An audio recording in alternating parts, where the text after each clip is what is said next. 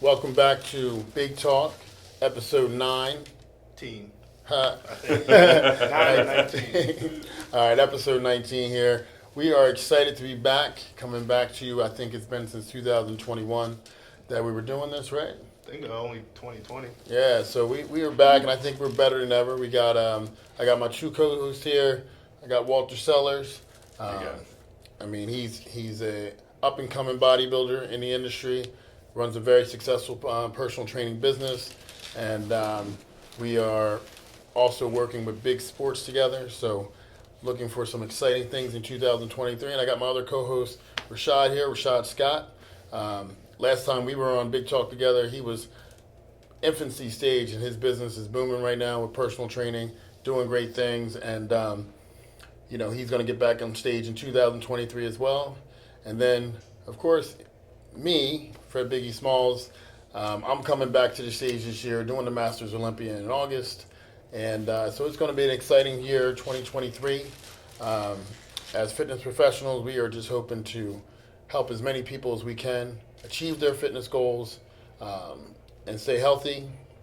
And we are looking to just explode and level up all ways in 2023. So make sure you rock with us. Press the like button, subscribe, leave a comment, let us know what you want to hear, because that's what we plan on discussing week in and week out. So, Walter, the floor is yours. Hey everybody, my name is Walter Sellers. I've been in the fitness industry for a long time now. Played football for 20 years of my life. Was fortunate enough to play for a couple of pro teams. Tried out for one, got cut from one, so that happened 20 years ago. Since then, I've been a trainer in the retail automotive industry, general manager for a few car dealerships. But now I've been focused on helping people build their best bodies and build their best health. Part of my mission is to teach people how to make a maintainable lifestyle, because not everybody wants to be a bodybuilder. I think that if we can teach parents how to eat better, be better, live better, that will translate into our children making better decisions, better choices to help our future generations become better people in general, because we all know that it starts at home. Another part of this is I want to introduce the sport of bodybuilding to as many people as we can. It is a passion that I've grown to love courtesy of Fred Biggie Smalls. I think that bodybuilding isn't just about the guy standing in the mirror all day long. It's about creating this self-discipline that not a lot of people can find. Being focused on your diet, on your training, and balancing your own personal life for 3 months, 6 months, 12 months at a time does a tremendous amount for your self-confidence and for your self-development. And I think that we'll be bringing that as part of what we do, possibly by recording some workouts and him coaching me and showing me different things in the gym as well. I think that that's an opportunity that we'll all have to develop ourselves going forward. Rashad? I mean, if y'all watched any of the other videos, y'all know I'm literally the complete opposite of them. So, I mean, I'm getting back on stage, pretty much finished off what I started in 2019 and just see what happens from there. Like I said, touch on some key points from bodybuilding, not necessarily just from the perspective of me doing the one show, but more so just being in the industry as opposed to working with him for the last 5 years, being in the gym, going to shows, helping clients of mine who've done shows, helping clients of his that have done shows. I've trained you a couple times back in the day.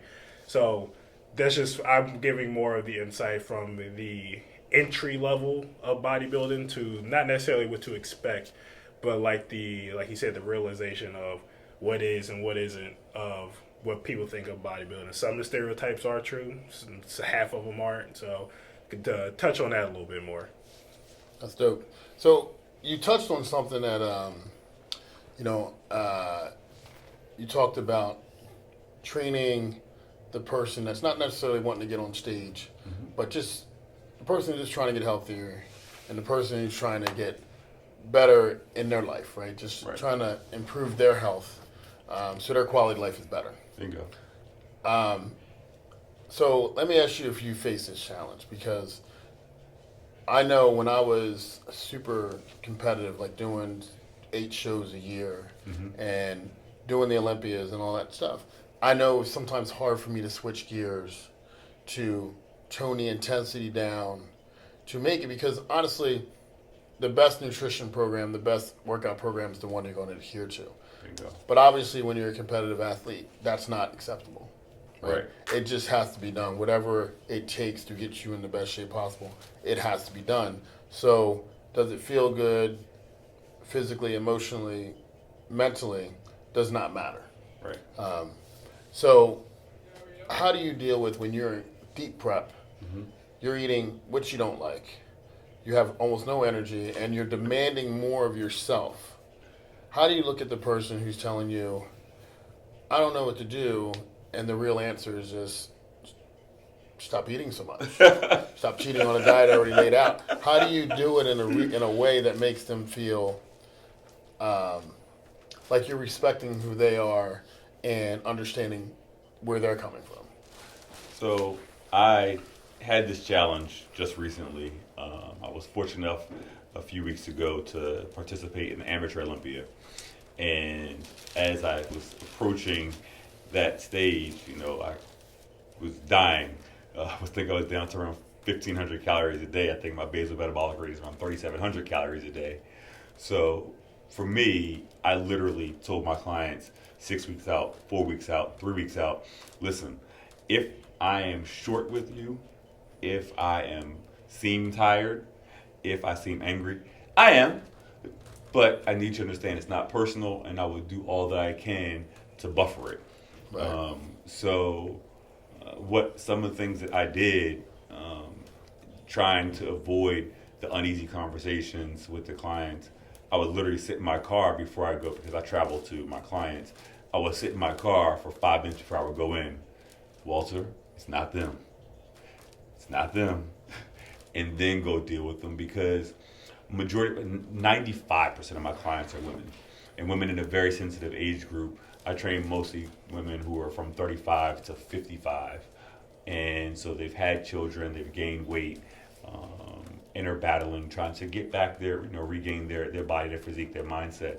And one wrong statement can really destroy their effort or destroy them for that day. And the last thing I ever want to do is give someone the impression that I'm attempting to tear them down, and that's not fair to them. So I try to give them the force that, hey, look, this is what's going on. I may seem short, but it's because it's all in the fact that I care about you and your success, and I am not eating a whole lot. So I talk people through their journey and help them understand that I too can relate. A lot of folks that go, Walt, you're in shape, you don't have to worry about eating right. No, I do, just as much as you do, but when I'm competing, it's even more so. Like, I'm weighing out grains of rice, putting it on the plate, onto the scale to make sure that it's right. So I feel you, I hear you, but it also shows me that part of that dedication and focus to eating right and being right, it comes out because people say, Walter, I don't have time to cook. Well, I did it. Fred specifically said to me as we got 6 weeks out, if you don't cook it, you don't eat it. Right. So, Right. so I can tell you that the time is there, and I'm driving 150 miles to come work with you one-on-one. So I don't want it, to me, it's just an excuse. It's not a reason. You aren't injured. So I want you to understand. I feel you. I understand, but some things I'm probably not going to respond to as well when you tell me, Walter, I didn't have time to make my breakfast and measure it or weigh it out. I'm not feeling it. Yeah. So I give them the warning. Yeah. I mean, I know I coach a lot differently. Sure. Because 2018 is the last time I was consistently competitive. Mm-hmm. So you're talking about 19, 20. 20 because of COVID, I didn't end up doing the show. I prepped for one, but I didn't end up doing. 19, I compete because of the injury. 21, I did one show. So you're talking since 2018, I've done one show, right?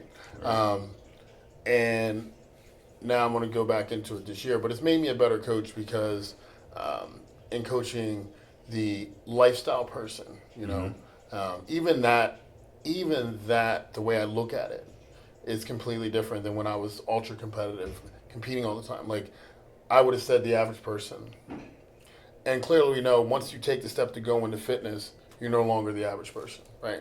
Because in America, more people are obese than or out of shape or overweight than the people that are fit. So once you decide to take those steps to fit, we applaud you to get fit. We applaud you because that's a big step in itself, right? But I noticed that in me not doing but one show in 4 years, my mindset changed. Before, it wasn't an option to miss anything. It wasn't an option to miss a meal. It wasn't an option to not getting a certain amount of rest. It wasn't an option not to take my subs. These things weren't options. It was like these have to be done every day, and everything gets built around it. You know, and now with only doing one show, I learned to live like a more balanced lifestyle and still stay fit. Like, I mean, I was able to maintain a low enough body fat where I could see my abdominals the entire time. So that's helped me in coaching the average everyday.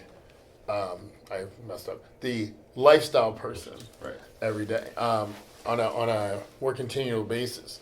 But when you're training with your people, because you know you're working on getting yourself back to that level of leanness where you can compete. You're working on balancing that with a new relationship, a new world relationship. You're working that with this crazy schedule you got now where you're doing upwards of over 50 plus appointments a week. Like, you're doing all that for the first time. So what are the challenges you face, and then how does that help you coach? Well, I mean, I guess we talked last year when I first got my relationship and everything. It was just like, yeah, I'm fat and happy in regards to what I used to be, right? So obviously we got back on track for the most part, like this coming year, getting back in prep and everything like that. So the balance of it is like I'm figuring it out, but I'm making an effort to figure it out. And again, I have a different mindset because me doing a show, I know what it takes to be great or even just be okay on stage in general. Even just okay is well above the average everyday person.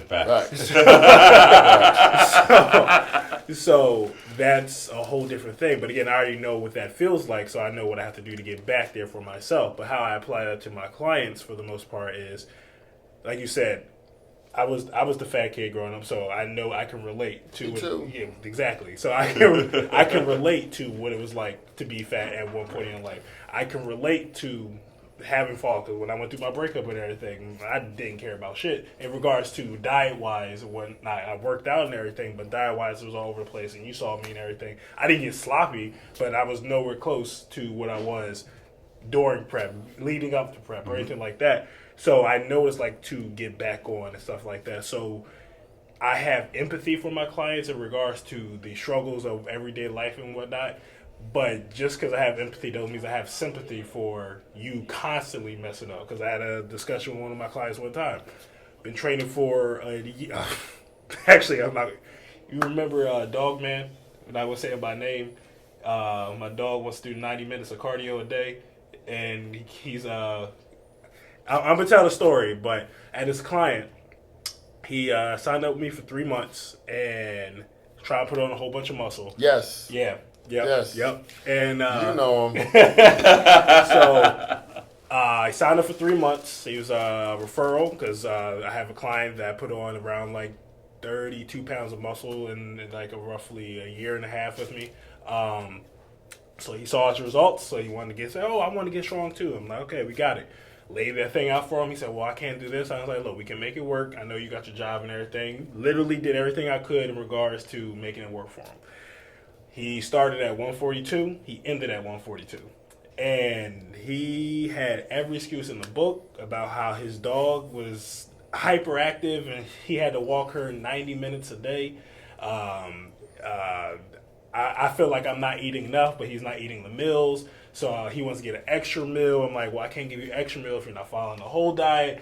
And so it's for 3 months, same thing over and over and over again. And he said my patience was top tier in dealing with this client. I would have told him to go. Yeah, I would have told somebody him else's too. time. So that's one client that I understood what he was saying in the beginning, but then he kept constantly doing it over and over again. But then on the flip side, I had a conversation with another client that was doing the exact same thing. I'm like, yo, look, we need to get this together. What are we going to do? And that sat with them, and then they started losing weight, getting to their goal, actually listening to what I'm saying. So having empathy helps you relate to them to say, look, I understand It sucks, but what are we going to do about it? It's like, I'm not expecting you to flip the coin the next day to turn it off, turn it back on. If you had a death in the family, if you new kid in your life, if you whatever, move, new job, break up, whatever the case may be, changes is going to make life suck. Right. But you have to move past that at some point in time to be better. Because you can't stay there forever. You're going to stay there forever. You're going to keep saying what you're looking like or worse. So that just going through that stuff made me more empathetic to clients as opposed to before. Yeah, like you said something earlier about taking everyone and helping them realize that the principles we apply to get in shape for shows, the principles we apply to work through those times when we don't feel like working out, the discipline we have to do it anyway, can be applied to other parts of life and help people actually feel a level of empowerment they've never felt before, right? And that was always, I've gotten criticized by other coaches for this, but my thing has always been like, everyone's not going to be a star. Like, you have these coaches that just tell people, you're not ready, you're not ready, you're not ready. And I'm like, well, and I always ask my client, what's your goal? Like, what are you trying to get out of it? Is it about seeing what the stage is like, or is it about winning? Mm-hmm. Everybody's goal is not to win. Some people's goal is just to experience it, right? Right. So if their goal is to win, well, now you ain't ready. But if the goal is to experience and you look better than you've ever looked in your entire life, up to you. Go for it. I'll support you, right? And I hear a lot of people I've gotten criticism about that in the industry before. Don't care. But because those that have been very successful with me know when they do everything I tell them to do, they're going to look amazing, right? So, but I say that to say when I first started, that was the attraction for me, is taking females that, especially females, because guys, like we tend to still stay competitive. Either through, a lot of times either through industry, even with families, industry or hobbies and stuff like that. But a lot of times with females, they'll get caught up in raising the children, taking care of the family, and they lose themselves. And this is a sport where they can become just as empowered, if not more empowered, than the man in the family. And their children look up to them, not just as mom, but my mom's this, and this. Right. And they'll be like revered by their children for not just being an incredible mom, but also being this incredible athlete. Right. And that's what I've always felt was like so appealing about our sport, is that any age. I mean, I was in Puerto Rico looking at a pro show and seeing 55-year-old women in bikini, and they look amazing. Yes. Amazing. And you're thinking to yourself, the amount of work it took you to look at 55 to look amazing doing bikini is, how can you not respect it? Facts. How can you not respect it, right? So it's like, that's why I love our sport so much, is because at any level, you can become so empowered and so full. Just if you have no self-confidence, do our sport, because when you finish it through, no one's going to be able to tell you what you can't accomplish ever again. That's right. Ever again. But is that kind of have you ever taken any of your lifestyle clients and tried to implore them or push them towards doing anything competitive? So I have one client actually who started with me at the beginning of this year. She turns 47 this year. Nice. And her goal was to get on stage in 2023. That ain't old, by the way. I'm 47. I'm 44, so I feel you. So,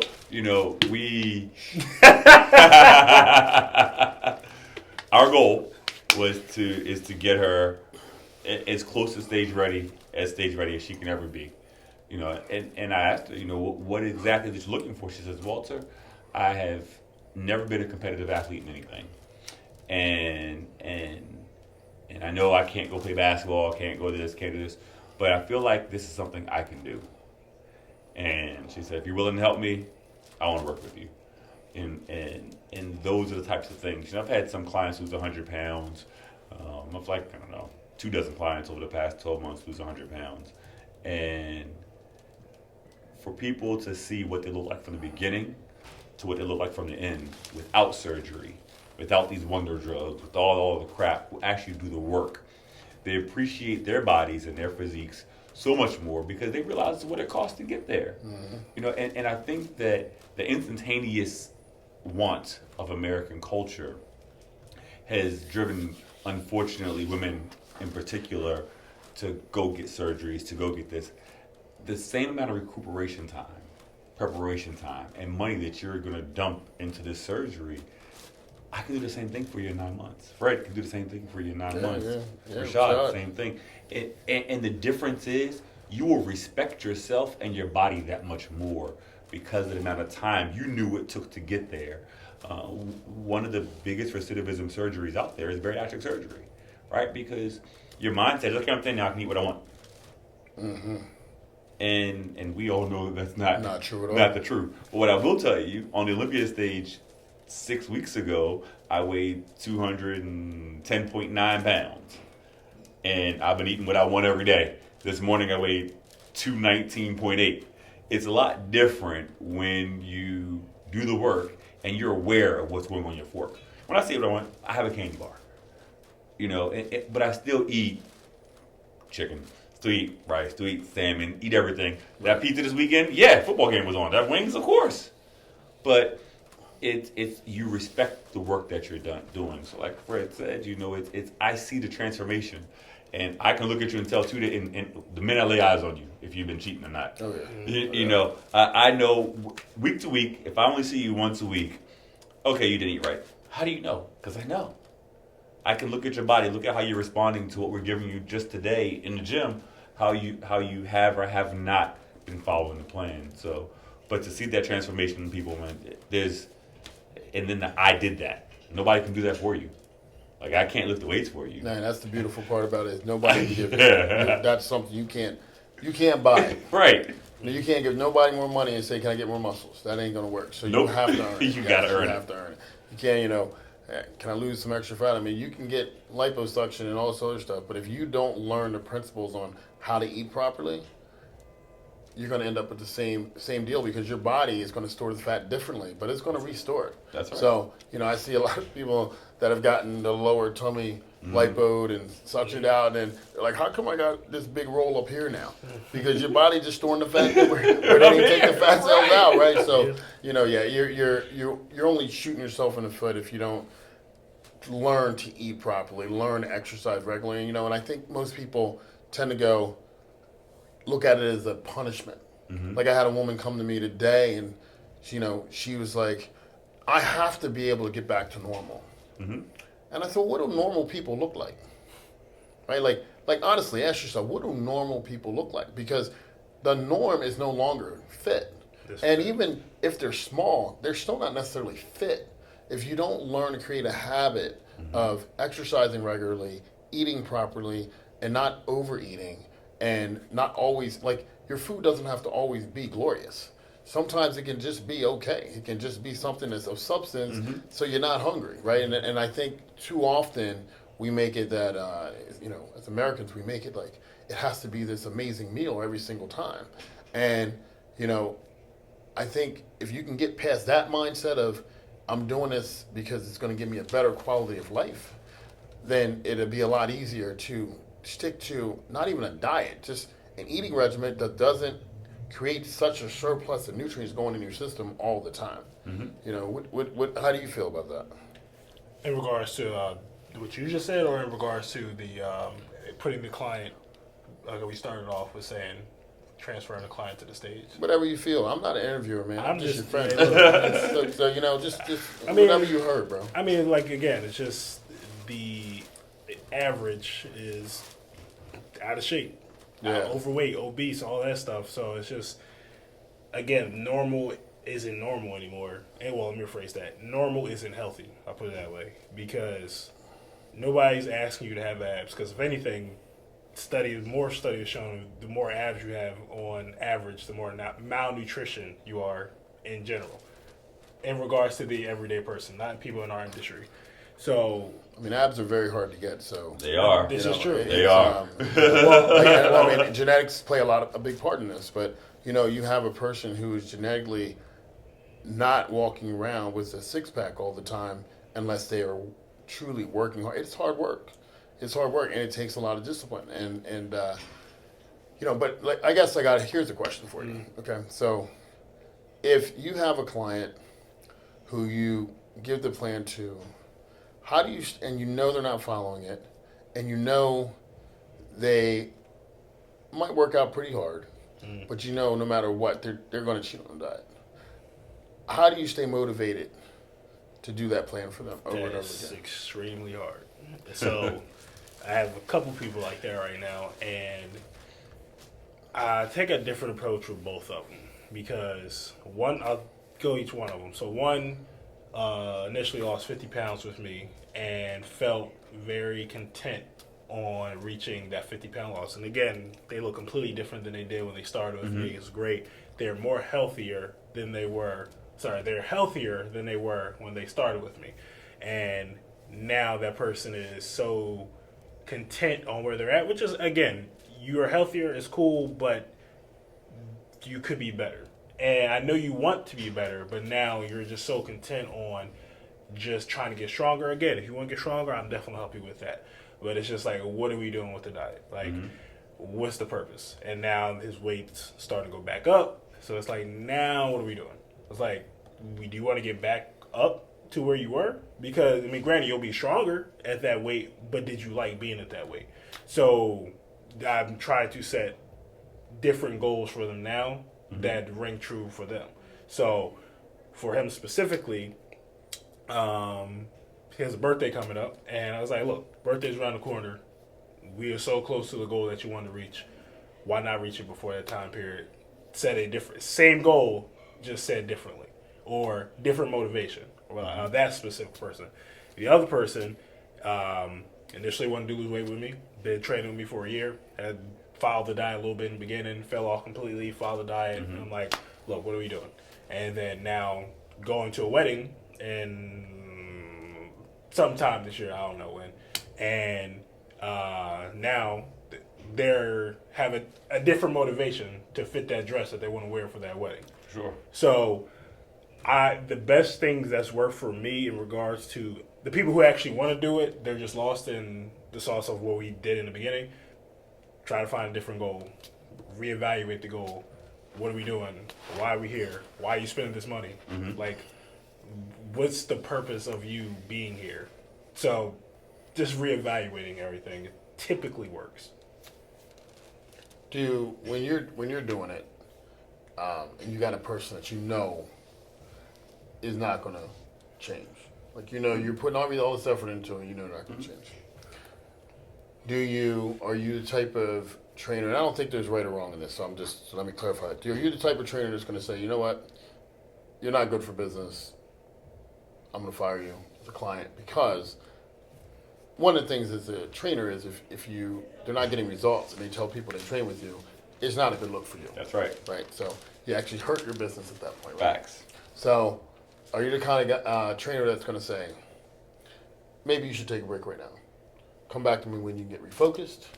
Or do you go from the mental aspect, this is good for them because we're still training, they're still having a good time when they're here, and it's a way that they're relieving stress, anxiety, and blah, blah, blah, blah? So I do some of my work mobily and virtually with some of my clients. I also have employed a mobile app. So I've had a few clients who I've experienced that type of scenario with. And I have a heart-to-heart with them. The first one is always, how do you think you're doing? What can I do to help you get past this hump? Because here's what I see. And I print out the data. And show them, this is where we started. This is where we got to. This is where we are. When we started, I gave you a projection based on what your goal was on how long it's going to take us to get there. If you're not there at that time we hit the goal, at that time period, I'm doing something wrong. Right. And right now, what I see is we're not going to get there. So what are we doing? And they'll come up with typically every excuse. Well, I had this, I had that, I had this. I get all that. What do you want to do? Do you think this is something you want to continue doing? Right. Because if it is, I need you to really dial in. And I'll talk to them and coddle them a little bit. And if after 2 weeks there's not a change in the right direction, I'll sever the agreement. I don't believe in contracts with my clients. I strictly month to month. So there's no reason if it's not working, it's not working, and that's Right. okay. I'd rather us part as friends, and you send me referrals, or you call me later and feel comfortable enough to call me later because it's been amicable. Right. You know. So yeah, I don't want to waste your time or mine because my time is expensive. You know, the amount of time I'm spending with you, and you're not dialed in 100% to what we're trying to accomplish, then I'm gonna work with someone, use that same time up with someone else. I'll still leave you access to the app for another 90 days. And if you continue to use the app, follow the program I have laid out for you, and we see significant change, maybe I'll send one of my other trainers with you to work with you. Maybe it's just me that you're not working with, and it's not, and maybe one of my other employees can help you achieve your goal that we're trying to hit. Yeah. And sometimes I'll take it as like a challenge. Like, what am I not getting through? Because it always comes down to, for people, what's the why? Mm-hmm. Right. That's always the underlying foundation for what we're doing. Right. Because if sometimes they're doing it and they don't feel like it's going to work the way they want to, they get demotivated. Sometimes, they start out thinking that they want to do it and this is tougher than I thought, and it's demotivated. I mean, there's a ton of reasons why people don't succeed, but the one thing that will allow them to keep pushing through and despite the challenges will be if their why is strong enough. Mm-hmm. And that's what I try and refocus on when I got somebody that's not doing really well. And when they say, "Hey, I'm doing everything," you're not an enigma. Like it's going to happen. Sometimes it takes certain people's bodies a little longer to kick in, but as long as they stay diligent, consistent, they're disciplined, it's going to happen. But this day and age, people lack patience. Facts. But they want the next thing right away. And and it was just like that. One more week is all you needed for your body to really start kicking in, because once it starts going, it goes. It goes, right? And it takes certain people longer than others. Like you get a truly endomorphic type person, Mm-hmm. they, man, are you going to be able to cut that out? Because you're going in like a motherfucker, bro. Shit. Fuck, turn your head or something. Damn. No. What the fuck? But, if a person's that slow metabolism, heavily carrying a lot of body fat, sometimes it may take a minute for their body to get going because their metabolism's been slowed for so long, right? So now it takes a minute. You got to get everything, get all the hormones that allow your body to want to lose fat, to speed the metabolism up, to really kick in, and then once it goes, it's fast. You see people, I'm sure you've seen it, when people lose massive amount of weight, it might be a little in the beginning and it starts to slow, and then if they can push past that little spot where it's a little bit slow, then they're like, man, 4 pounds, 5 pounds, 3 pounds, every week it's like a big drop for them. Mm-hmm. And so getting them, so I always take it as a challenge to try and figure out how to get them mentally in the right spot that they really stay focused. It's hard to do, but sure. It's super hard to do. But if they're willing to keep trying, typically we can get them there. Mm-hmm. But finding that why is so important. Trying to set that goal. Utmost. What kind of goals do you find work for people to try and set other than a show? Because that's always been my deal. It's like I'm be on stage in a bikini, man. I gotta look good, So that was an easy motivation. I mean, typically it's like with most of my clients is I want to play with my kids. I feel like shit. I don't want to feel like this anymore. Doctor told me I need to lose weight. But typically the main ones that I hear the most is just like, I just found out I'm having a kid, or my kids was having kids. I'm being a granddad. I can't move around like I can. So mostly that's the main one out of everybody that I can think of off the top of my head right now. That's their main go-to. Yeah. How about you? Mine is the other side. I've had my kids, and I've got baby fat.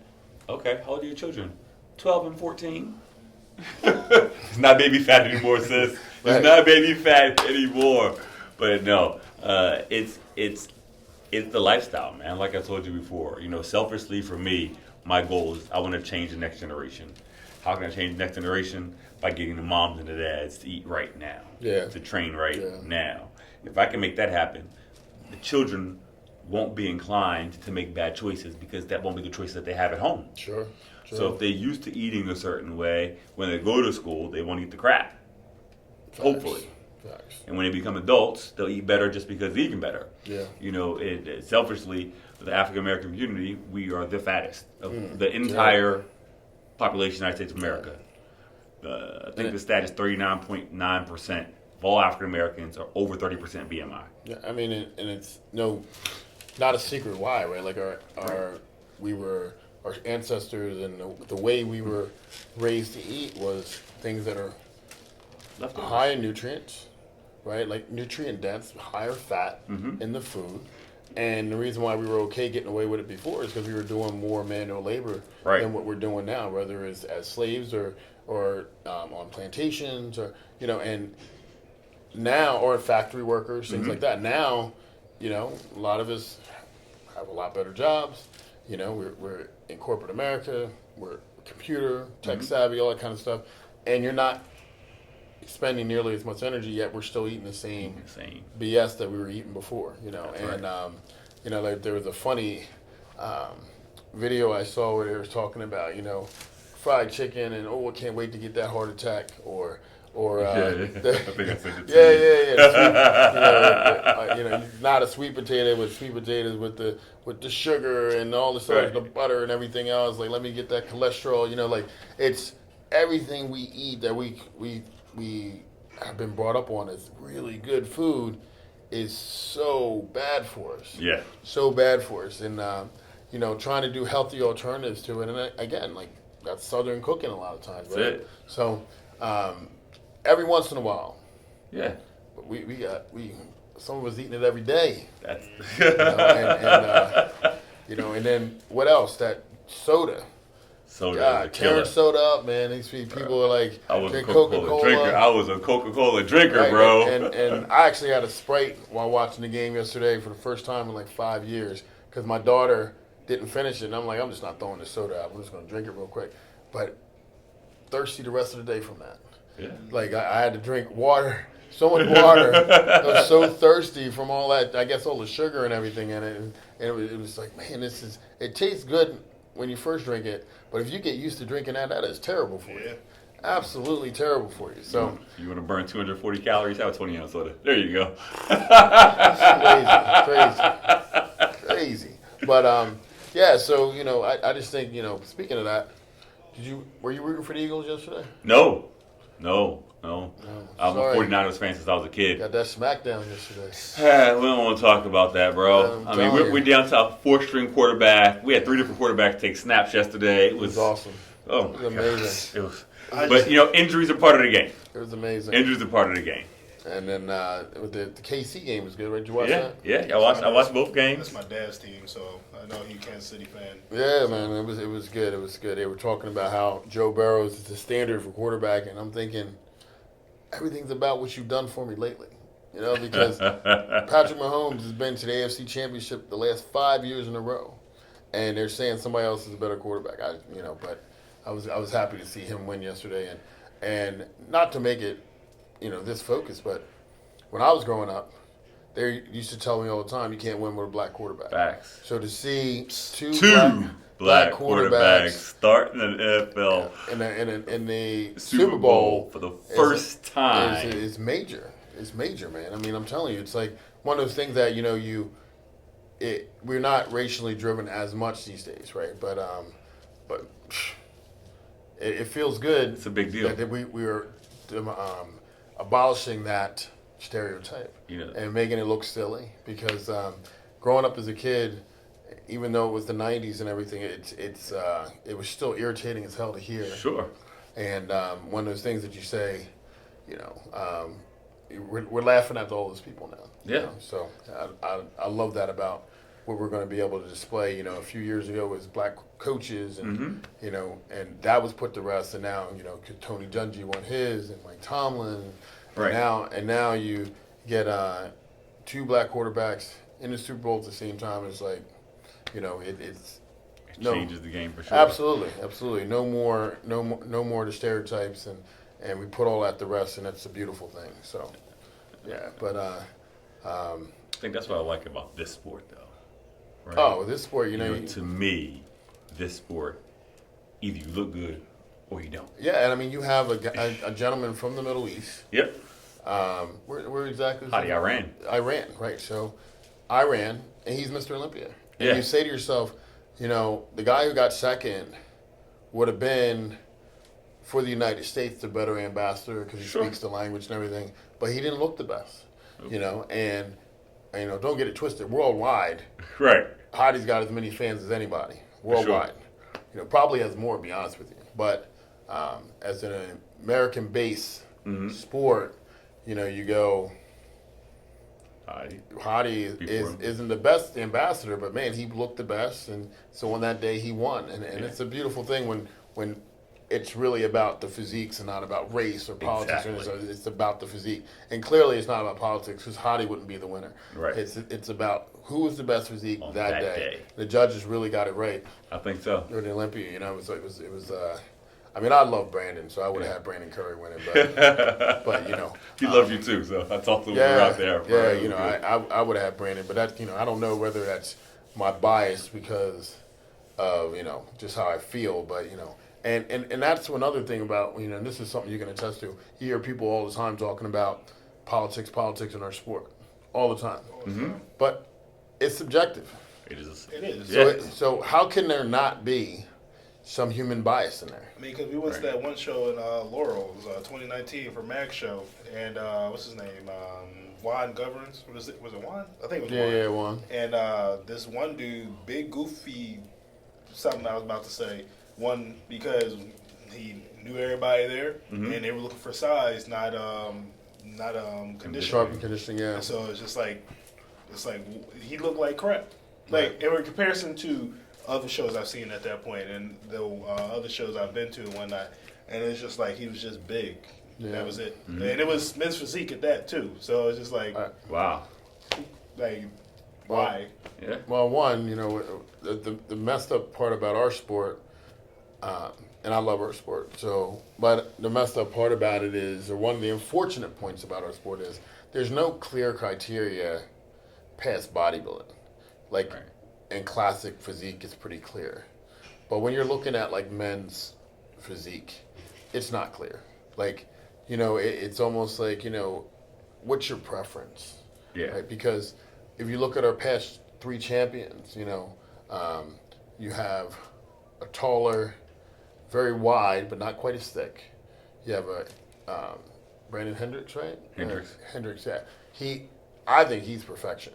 He's, but he's not tall. Right. So and then you have, Aaron Banks just won this year. well, that's what I mean. Yeah. A taller physique, very wide back, amazing back, but he's not quite as 3D Right. front to Understand. and then you have like a Jeremy Buendia who was, aesthetically perfect, but smaller, Right. right? So it's like the sport evolves, but there's no clear cut to what they want.